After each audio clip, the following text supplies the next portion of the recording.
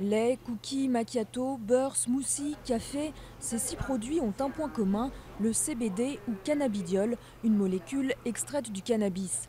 Cette molécule, aux propriétés supposées relaxantes, est l'ingrédient vedette de ce café parisien.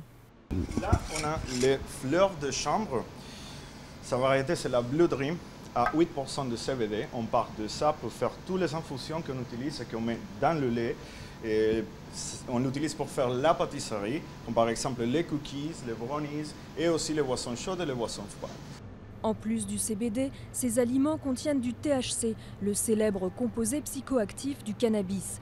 Mais les fondateurs de Canna Coffee insistent, tous leurs produits contiennent moins de 0,2% de THC et n'ont donc aucun effet psychotrope. On ne cherche pas à se défoncer ici, on cherche plutôt à se détendre. Et puis on est clair avec les clients, si vous cherchez à se défoncer, ce n'est pas ici que vous allez le faire.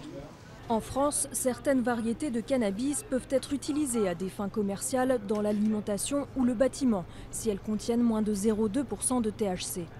C'est a priori le cas de ces produits ultralight.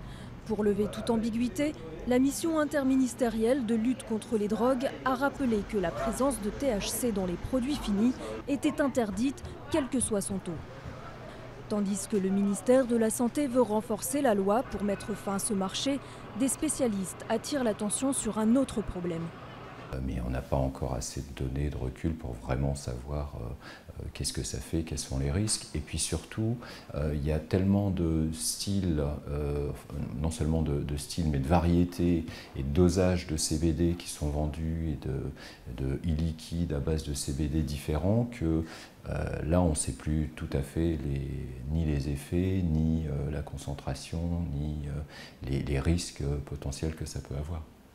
La France compte parmi les plus grands consommateurs de cannabis en Europe et 51% des Français seraient pour une légalisation limitée. La commercialisation légale de CBD pourrait être une voie vers la dépénalisation du cannabis.